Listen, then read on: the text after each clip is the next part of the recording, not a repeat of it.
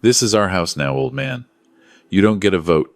My son-in-law said those words directly to my face on Thanksgiving morning, in the kitchen I built with my own hands in 1997, while I stood at the stove stirring gravy I'd been making since 4 in the morning. He said it quietly, almost pleasantly, the way someone announces a fact they consider already settled. I set down the wooden spoon, turned off the burner, and did something that none of them saw coming. Before we go further, please subscribe to Pure Revenge Stories and drop a comment telling us what time it is where you are right now. We love hearing from you. The smell of roasting turkey always takes me back to Carol. My wife passed in 2019 after 31 years of marriage, and every Thanksgiving since, I've stood at this same stove, using her same recipe, pulling the same cast iron roasting pan from the same cabinet where she kept it. The house at 4411 Birchwood Lane in Gresham, Oregon, had been ours together. After she was gone, it became mine alone, paid off completely in 2014. Title clear under my name, Howard James Calloway. I'd been a finish carpenter for 38 years, built custom cabinetry, staircases, mantels for homes all over the Portland metro area. I retired in 2021 at 62, sold Calloway Custom Woodworks to a younger contractor named Pete Hamlin, and settled into a quieter life. Morning coffee on the back porch, woodworking in my shop for pleasure instead of income, chess on Tuesday nights with my neighbor Frank Broderick, who'd practiced real estate law for 4 decades before hanging it up. My daughter Melissa had always been the careful one, methodical, organized, the kind of person who made spreadsheets for grocery lists. She married Derek Simmons in 2018 at a ceremony in the backyard of this very house. Derek worked in commercial real estate development, always talking about deals, always explaining why his next project was the one that would finally change everything. I liked him well enough in the beginning. He had energy. He made Melissa laugh. My grandson Tyler was born in 2009, which made him 15 when all of this began unfolding. Melissa's son from a brief relationship before Derek, and Derek had adopted him legally in 2020. Tyler was quiet and perceptive in the way teenagers can be when they've learned that adults don't always mean what they say. The call came on a Sunday afternoon in March of 2022. I was in my shop, fitting a dovetail joint on a cabinet I was building for myself, when my phone rang. "Dad, we need help. Derek's project fell through. The investors backed out. We're going to lose the apartment. Come home," I told her. "Stay as long as you need to get back on your feet." They arrived 4 days later in a rented truck. 3 bedrooms, more than enough space. Melissa hugged me in the kitchen and cried into my shoulder the way she hadn't since she was a little girl. Derek shook my hand and told me I was saving their lives. I believed him. The first 6 months were fine. Melissa helped with cooking sometimes. Tyler mowed the lawn without being asked. Derek was working the phones constantly, always chasing the next opportunity, always one meeting away from turning things around. I noticed the shift somewhere around month 7. Small things at first. I came downstairs one morning to find Derek had rearranged the living room furniture without mentioning it to me. When I said I preferred the original arrangement, he laughed in a way that wasn't quite dismissive but wasn't quite respectful either. "Howard, you've had that couch against that wall for 20 years. Trust me, the flow is better this way." I moved the couch back. He moved it again 2 days later. By the end of the first year, I had paid $1,200 in additional monthly utilities, absorbed the full cost of groceries for 4 people instead of 1, and written a personal check for $38,000. When Derek's previous investors threatened legal action over a failed land deal. Melissa had called that one in tears as well. "Dad, they're going to sue him personally. It'll destroy our credit. Please." I had the money. I'd sold the business for a number that would have surprised most people who knew me, and I lived simply enough that I'd barely touched the proceeds. "I wrote the check the same day," she asked. There were other amounts after that. $2,200 for Tyler's emergency dental surgery when Derek's health insurance lapsed. $4,500 for a security deposit on a car Derek leased in his name. $1,000 here, $800 there. I kept a ledger in my filing cabinet the way I'd always tracked business expenses. 38 years of contracting teaches you that numbers tell the truth even when people don't. Month 14. Derek told me to keep the television down after 9 at night because he had early calls with investors on the East Coast. Month 18. I overheard Melissa on the phone with her college friend. Her voice hushed in the hallway. I know. It's not ideal. We're basically running his house for him at this point. He'd be lost without us here. Running my house for me. I filed that phrase in the same mental cabinet where I stored the furniture rearrangements and the patronizing laughs. And the morning I came down to find Derek had thrown away a set of my old woodworking magazines without asking because he thought the stack looked cluttered. Recent weeks had added new layers. I was asked not to use the main bathroom between 7 and 8 in the morning because Derek had a routine. I found my mail opened on the kitchen counter twice, already sorted into piles Derek had decided were important or not important. One evening I walked into my own living room and Derek glanced up and actually said, without any apparent self-awareness, "Could you give us a few minutes? We're in the middle of something." I went back to my shop and stood at my workbench and thought about what my father used to say. "Son, a man who lets someone else define the walls of his own house has already moved out." The doorbell rang at 2 o'clock on Thanksgiving afternoon. I heard Derek's voice booming in the entryway. Host voice, party voice. "Brian, Sandra, get in here. Place looks amazing, right? We've done a lot with it." I was in the kitchen, basting the turkey for the final time. Through the doorway I could see them arriving. Brian worked with Derek at his new venture, whatever the current version of it was. Sandra was his wife, the kind of woman who evaluates a room the moment she enters it.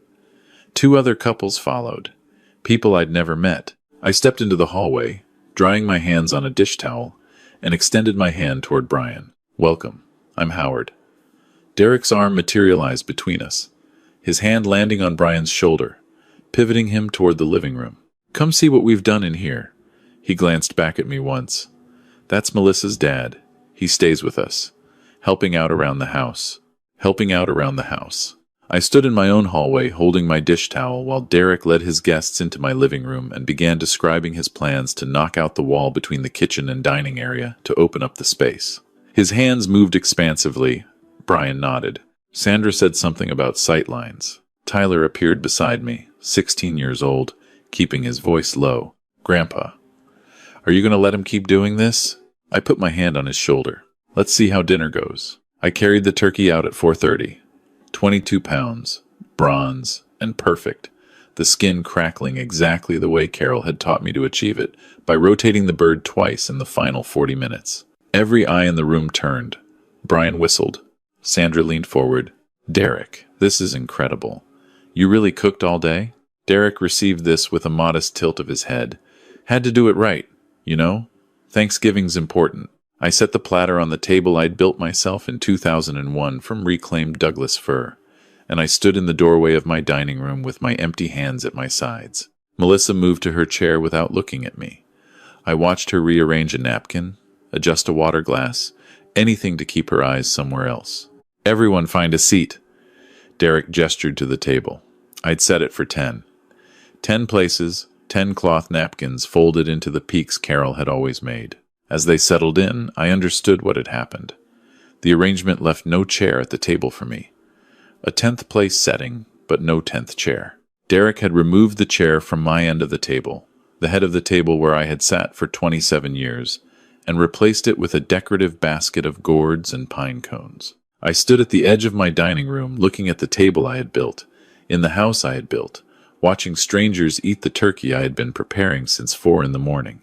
I pulled a chair from against the wall and moved toward the head of the table. The scraping sound on hardwood quieted the room the way a wrong note quiets a concert hall. I reached for my position, the position that was mine by every measure of ownership and effort, and 27 years of sitting in exactly this spot. Derek's hand came down flat on the table, not loud, deliberate. He looked up at me from across the room. "This is our house now, old man. You don't get a vote." He said it quietly. Brian and Sandra exchanged a glance. The other guests studied their plates. Melissa stared at her water glass with the intense focus of someone trying to disappear. Tyler half rose from his chair. Derek's voice sharpened without raising. "Sit down, Tyler. Adults are talking." I stood still for a moment. Long enough for every person in that room to understand that I had heard exactly what was said, and that I was choosing my next movement deliberately. Then I set the chair back against the wall. I walked through the dining room archway, past the cabinetry I'd built for the butler's pantry in 2003, Past the staircase I'd refinished in 2015. Past the framed photographs I'd hung at the measured heights Carol had marked in pencil on the wall. I walked to the front door, put my hand on the knob I'd replaced with a better one in 2018, and opened it. November in Gresham is cold and specific. 42 degrees that afternoon. The smell of rain on concrete. The neighbor's maple stripped down to its gray branches. I turned and faced the dining room from the doorway. Everyone in this house who is not its legal owner needs to leave. You have 5 minutes. Derek, Melissa, take what you can carry tonight and go. This is my house. I have the deed. I have the title. I have 38 years of mortgage payments and maintenance records. And I am the only person in this building with any legal right to be here. Brian laughed first, uncertain, looking at Derek for guidance. Derek stood. He hadn't expected this. I could see the recalibration happening behind his eyes, the confidence cracking at its seams. He laughed as well, the sound of someone performing unconcerned. You're joking. Sit down, Howard. You're embarrassing yourself. But the guests were already reading the room the way guests do when they realize a family situation has just become a situation. Sandra touched Brian's arm. Brian's laugh died. Sandra was already standing, reaching for her coat on the chair back. Brian, I think we should. Derek pointed at her. Nobody's leaving. He's just... Brian put his hand on Derek's shoulder, the brief, solid grip of someone exiting a conversation. We'll call you tomorrow, man. 40 seconds later, they were gone, all 4 of them filing past me in the doorway with murmured apologies and averted eyes. The couples behind them following in a quiet stream. Nobody wanted any part of what this had become. It took 90 seconds for the house to empty down to the 4 of us. Derek remained at the table, both palms flat on the Douglas fir surface. Melissa had finally looked up, but she was looking at him, not at me. Tyler stood against the far wall. You can't just throw us out. Derek's voice had shifted from performance to something raw. We live here. Oregon has tenant protections. We have rights. I walked to the side table in the hallway where I keep my phone charging. Picked it up. Derek watched my thumb move. You're bluffing. His voice had lost conviction the same way a structure loses it when the load-bearing element fails. 911. The call connected on the second ring. I explained the situation to the dispatcher with the same language I'd used my whole career when a job needed to be described precisely. Property address. Nature of the problem. No immediate physical danger. Individuals refusing to vacate after being asked. Estimated arrival, 12 minutes. I ended the call and stood at the open door, with November coming in cold and clean around me. Melissa screamed. Not words at first, pure panic, and then words came. Dad, what are you doing? This is us. This is family. Tyler started crying in the corner, quiet and controlled, trying to take up as little space as possible. Derek moved around the table toward me. Officers are going to laugh at you. We've lived here 2.5 years. Squatters' rights. Adverse possession requires 10 years in Oregon, I told him. You've been here 30 months. He stopped. The red and blue lights came through the front windows at 9 minutes, not 12. 2 deputies. Reed, a solid man in his mid-40s. Vasquez, a woman in her 30s who had the look of someone who had sorted out 100 of these before breakfast. I had the deed ready in a manila folder I'd retrieved from my filing cabinet while the phone was still ringing. Title document, property tax records, utility accounts, all in my name. Reed studied them for 2 full minutes. There's no lease agreement? No rental receipts? No lease. They were families staying temporarily as guests. Derek tried. We have common law tenancy. We've contributed to this household for over 2 years. Vasquez's expression did not change. Do you have documentation? Receipts, bank records, showing rent payments? I have the opposite, I said. I have documentation showing every expense in this house has been paid exclusively by me for 30 months. Reed looked at Derek. You need to take what you can carry tonight and vacate the premises.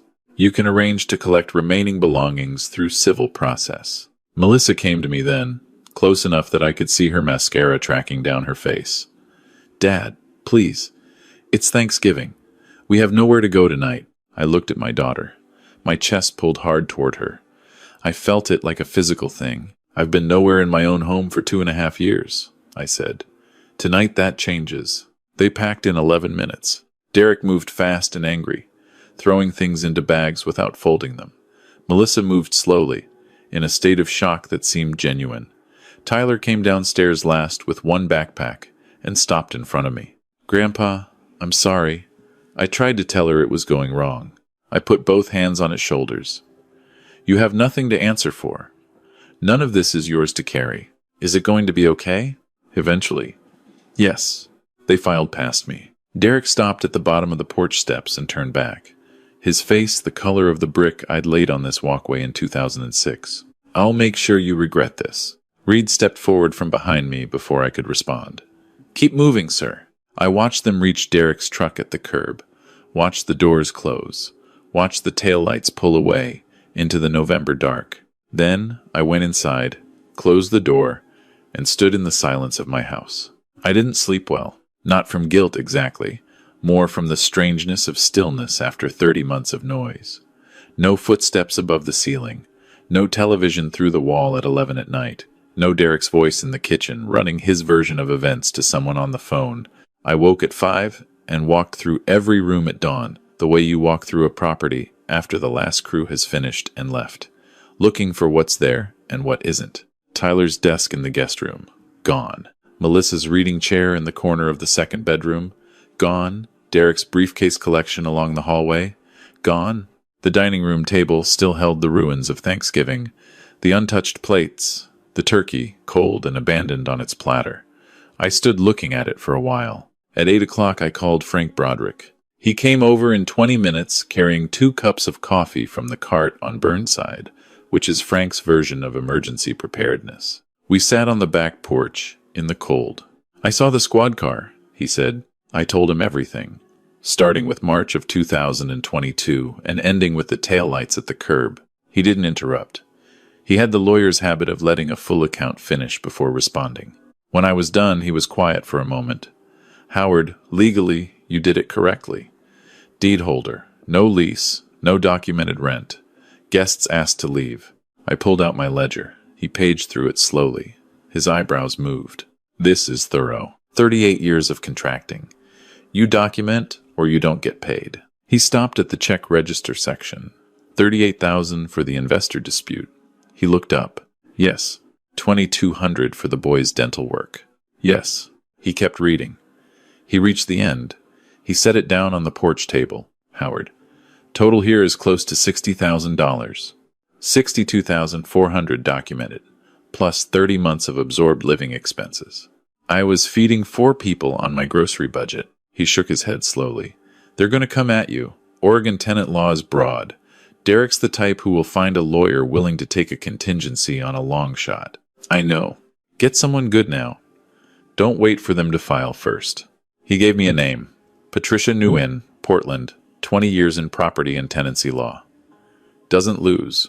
I changed all 4 exterior locks that afternoon. Deadbolts, not rekeyed, full replacement hardware. The locksmith, a young woman named Carla, took 40 minutes on all 3 doors. I watched each old lock come off and each new one go on and felt something I hadn't felt in 30 months. This is mine. All of it. Every inch. Melissa called at noon the next day. They'd slept in Derek's truck, in the parking lot of a Safeway on Division Street. I felt the pull of that.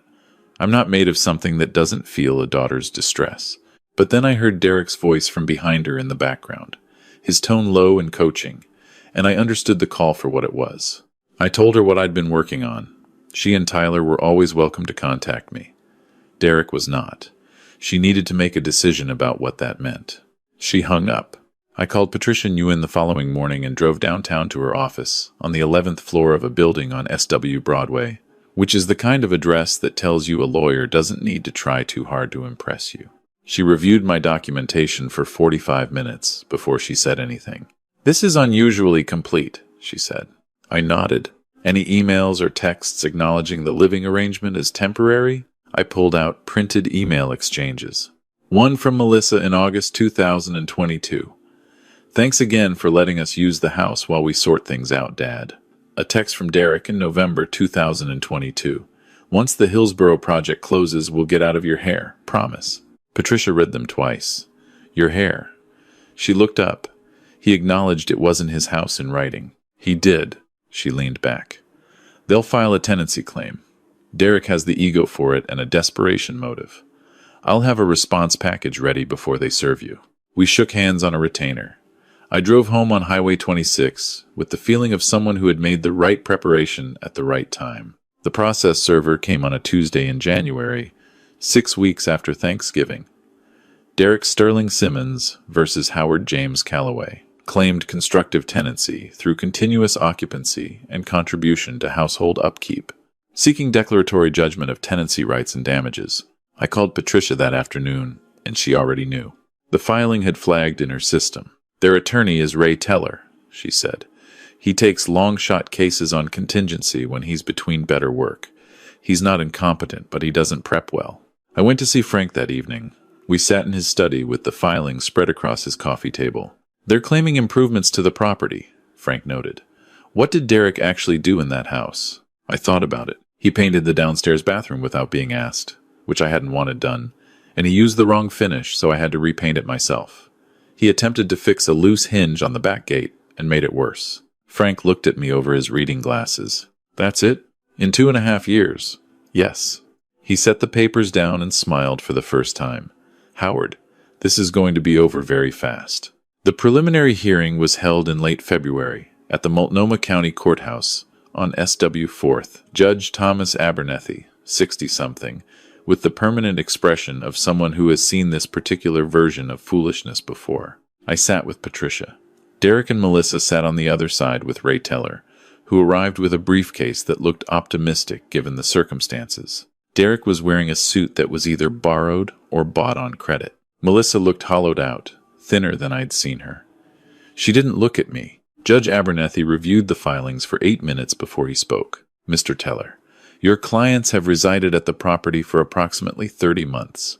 Oregon adverse possession requires 10 years of continuous, hostile, open, and notorious possession. Your clients were explicitly invited guests with no claim of independent ownership. On what grounds is this claim proceeding? Teller stood. Your Honor, we contend that my clients established constructive tenancy through consistent contribution to household maintenance and operations. The judge looked at him. Contribution documented how? We have testimony from my clients regarding ongoing maintenance activities. Patricia stood. Your Honor, the plaintiff has submitted a comprehensive financial record demonstrating that every documented household expense for the full 30-month period was paid exclusively by my client, the titled homeowner. Additionally, I have email and text evidence in which both defendants explicitly acknowledge the property as belonging to my client. She connected to the courtroom display. Melissa's August 2022 email appeared on screen. Derek's November 2022 text appeared beneath it. Your house? Your hair? Judge Abernethy read them twice. He removed his glasses. Motion to dismiss is granted. There is no colorable tenancy claim here. The property records are unambiguous. The written communications by the defendants are unambiguous. Mr. Teller, I will note for the record that this filing appears to have been brought without adequate legal foundation, and I would encourage more careful case assessment in the future. The hearing had taken 11 minutes. In the corridor, Derek looked at me with the face of someone who has been certain they were right for so long that losing doesn't feel real yet. This isn't over. I walked past him toward the elevator. It was over. For him, it wasn't yet. But that was a different matter. The civil recovery complaint had been ready since January. Patricia had prepared it. $62,000 in documented expenses. But I hadn't filed it. Not yet. I'd learned something in 4 decades of building things. The timing of when you set a piece matters as much as whether you set it at all. I also had a phone call to make first. His name was Carl Whitmore. I'd come across it while pulling public records on Derek's old company filings, looking for context on the Hillsborough project that had supposedly collapsed. Carl had been a 40% partner in Simmons Whitmore Development LLC before the company dissolved in 2021. I found his number through a mutual contact in the Portland construction community. We met at a diner in Beaverton. Carl was 53, weathered around the eyes, with the look of someone who'd done the math on a bad situation and still wasn't over it. I told him who I was. His response was immediate. You're the father-in-law. How much did he take you for?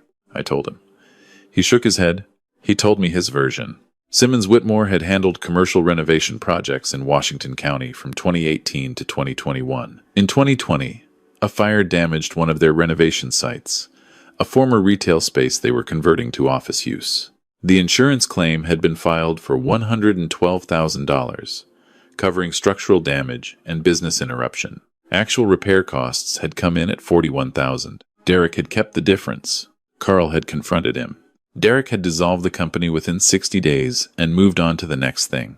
Carl had consulted a lawyer about fraud charges, but the legal cost versus likely recovery hadn't made it worth pursuing. He'd kept the documentation out of what he described as spite, and the vague hope that one day it might be useful. Is it still useful? He looked at me steadily. What do you have in mind?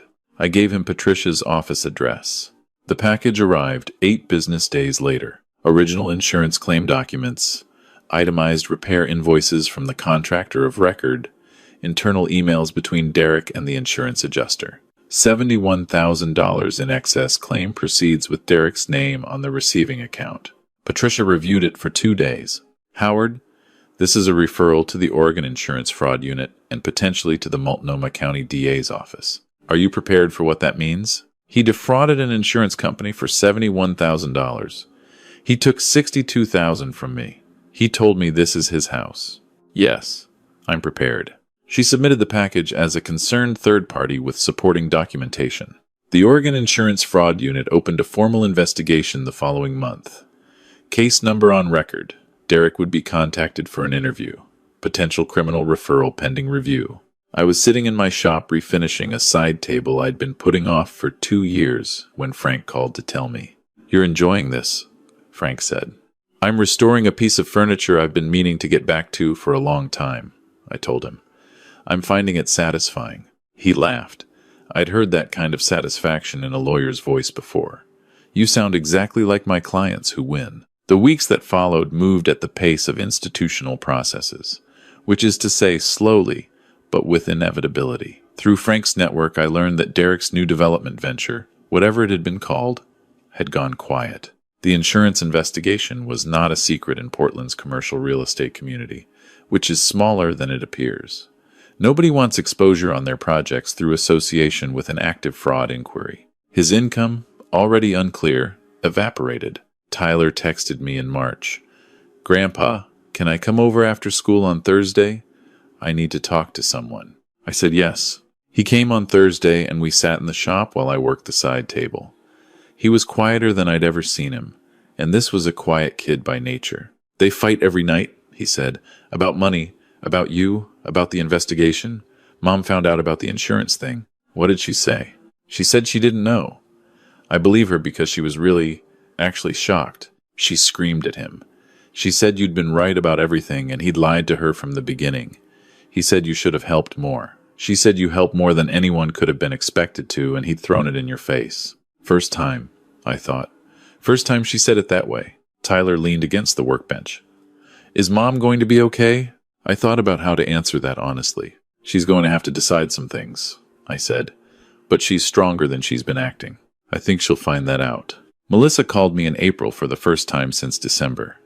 Her voice was flat with exhaustion, but steadier than I'd expected. Dad, I filed for divorce.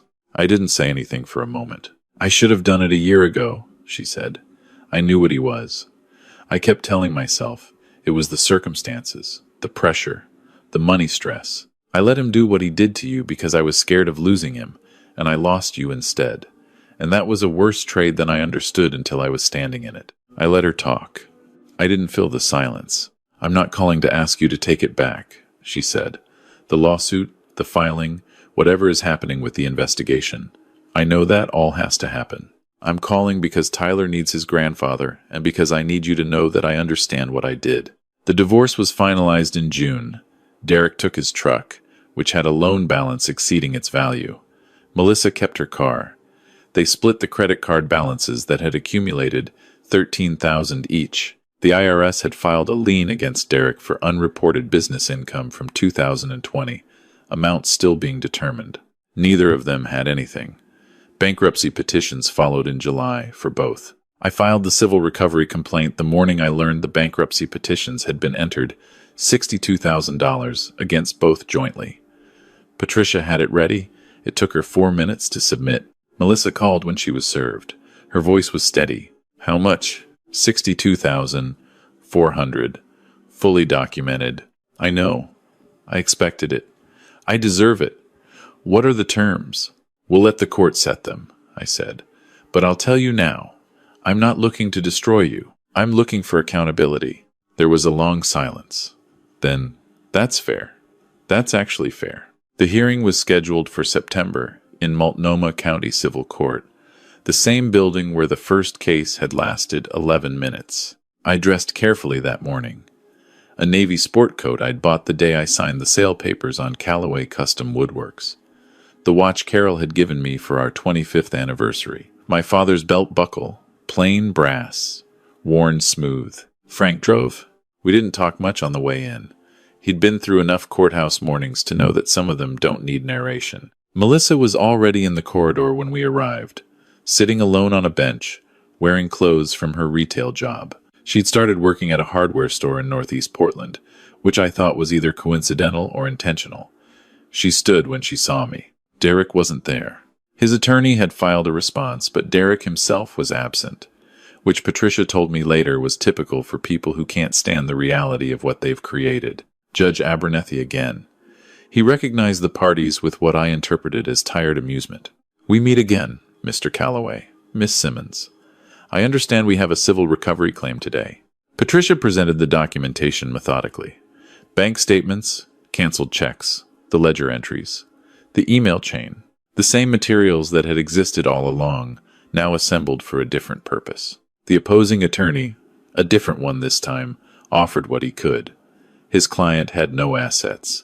His client was in bankruptcy proceedings. His client had acted in good faith as a family member assisting an elderly relative. Patricia stood.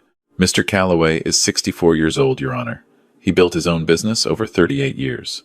He is not a ward requiring assistance.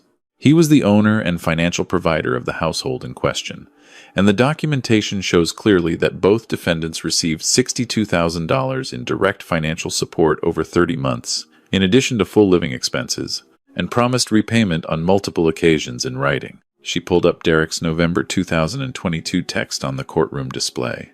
Once the Hillsborough project closes, we'll get out of your hair. Promise. We'll get out of your hair. Judge Abernethy read it. Then he read the email below it.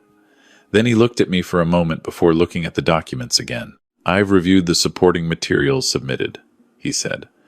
The claim is documented and credible. The defendants have no substantive counterclaim. Judgment for plaintiff in the amount of $62,400. He looked at Melissa. Miss Simmons, you're in bankruptcy proceedings. Your payment capacity is severely limited at this time. I'm setting a payment plan of $300 monthly, beginning 60 days from today. Duration approximately 17 years, adjusted if your circumstances change materially. Mr. Simmons's obligation remains joint and several. If he fails to pay his portion, you remain liable for the full amount. Melissa nodded. Her jaw was set. Yes, Your Honor. The criminal investigation into Derek's insurance fraud was still active as of that morning. Patricia had been informed that a referral to the DA's office was probable. I didn't bring that up in court. It didn't need to be said. In the corridor, Melissa approached me alone. No attorney buffer, no Tyler as mediator, just my daughter. Dad. I waited. I know this isn't the end of what I have to do to fix this. She said it directly, not performing it. The 17 years, the payments, whatever happens with Derek's legal situation, all of it. I know that's the shape of it now. I chose this by what I did and what I didn't do. I was quiet for a moment. I know what I owe you, she said. Not just the money. I forgive you, I told her. I mean that. But you're right that forgiving and forgetting are two different things. And trust doesn't get rebuilt in a courthouse corridor. It gets rebuilt over time and over actions. You make your payments. You live your life. And when Tyler wants to come see me, which he does, that's between me and him, not subject to Derek's opinion anymore. Her eyes filled. She blinked it back. Is there a chance, someday? There's always a chance, Melissa. That's why it's called chance and not certainty. She nodded once, then walked toward the elevator without looking back. Frank and I drove home on the Banfield. The October light was doing what it does in Oregon in fall, that specific gold that comes between the rain systems when the air is clean and the trees along the freeway are running through every color they have before letting go. "Did you get what you set out to get?" Frank asked. I thought about it. "I got my house back," I said. "My name on the door, and nobody telling me when I can use my own bathroom. I got accountability, which is different from satisfaction but lasts longer. And I found out that my daughter has more in her than she showed me for 2.5 years. And Derek." I watched the firs going past on the hill above the highway. "Derek will spend the next several years explaining himself to lawyers and government agencies. That's not something I arranged. That's something he arranged when he decided that other people's property was his to take." Frank was quiet for a mile. "What about you, Howard? What now?" "I've got a cabinet commission I took on last month. First paid work since I sold the business. Young couple in Lake Oswego. They want a built-in library wall, floor to ceiling. Beautiful project." "You're going back to work?" "One project. For the pleasure of it. To remind myself what it feels like to build something carefully and have it come out right." He nodded. He understood that. Tyler came over the following Saturday. He helped me move lumber in the shop and ate 3 of the sandwiches I made for lunch and asked me to teach him basic joinery, which I'd been offering for years. We worked side by side at the bench for 4 hours. He was methodical, careful, asked before he cut. "He'll be fine," I thought. "Whatever his parents put him through, this kid will be fine." That evening I sat on the back porch with a cup of coffee and listened to Gresham doing what it does on an autumn Saturday. Lawnmowers 2 houses down, somebody's kids in the cul-de-sac, a dog making its opinion known about something in the distance. The house was mine. The silence was mine. The porch I'd rebuilt in 2012, the yard where Melissa had grown up, the shop where I'd spent 38 years building things meant to last. All mine. I'd let someone move in and slowly convince me I was a guest in my own life. The process had been so gradual that I'd almost accepted it as the new geography, as just how things were now. The difference between a home and a house, I thought, is whether you're living in it or just occupying it. I was living in mine again. If this story meant something to you, please leave a like and subscribe to Pure Revenge Stories. Drop a comment and tell us where you're listening from today. Click on the next story when you're ready. We'll be here